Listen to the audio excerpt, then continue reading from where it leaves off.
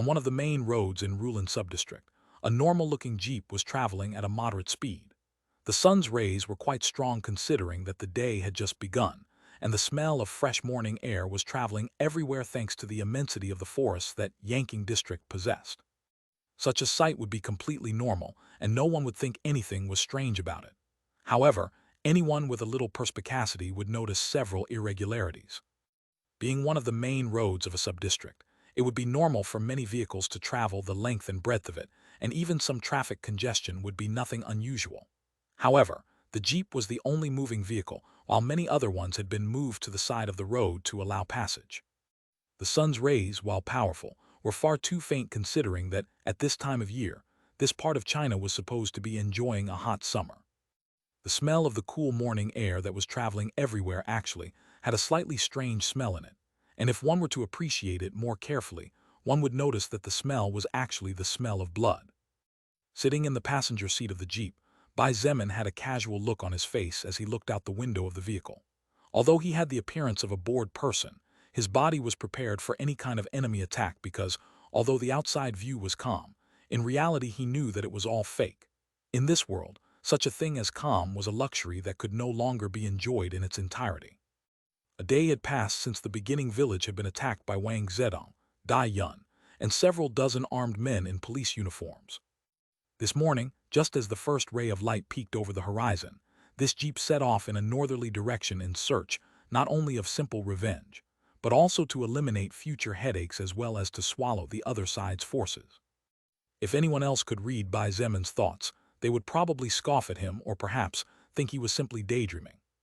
Attacking a camp protected by hundreds of armed men and with about 200 soul revolvers, sure, no problem. But with a single normal-looking jeep, it was nothing more than a children's fantasy. No, even children wouldn't have such a fantasy, and only a mentally disordered person would. Bai Zemin turned his face slightly to look to his side, and then glanced at the rearview mirror. Nanggong Yi, a level 23 soul evolver with a powerful active first-order skill that made him basically immune to a large amount of bullets and granted him monstrous strength, was the driver at the moment. In the back of the jeep, two gorgeous and charming women rode silently. One of these women was Nanggong Linkson, a level 23 soul evolver with an active defensive barrier-type skill capable of blocking all kinds of attacks, and with another skill that increased her agility for a short period of time. She was currently sleeping since the night before she had not been able to rest well after everything that happened during the day. As for the other woman, she was currently looking out the window at her side with her head replete with long silver hair resting gently against the glass. Her blue eyes were dimly reflected in the jeep's window and seemed to shine with countless clear lights at the same time. She was naturally Shangyuan Bingzhu. At this moment she had reached level 39 with many powerful skills in her arsenal. Her power was undeniable, and Bai Zemin had already seen what she was capable of. This group of four were the only ones who were going to go deep into the northern camp, and when they had a clearer idea of the situation, they would launch a surprise attack. Bai Zemin's lips curved slightly into a cold smile. With this kind of alignment, it was more than enough to finish off the other party. He was so confident. Besides, Bai Zemin's eyes glittered chillingly as he recalled the things whose size had currently been shrunk to a mere 5 centimeters and hidden in a small corner of the jeep's back. Shangyuan Bingzhu's armor and sword, 2 pieces of armor, and 2 normal swords for the Nanggong siblings since Bai Zemin didn't know about them back then, and of course, the rank 2 armor and the greatsword of his own. Bai Zemin really had to commend Shangyuan Bingzhu for her foresight.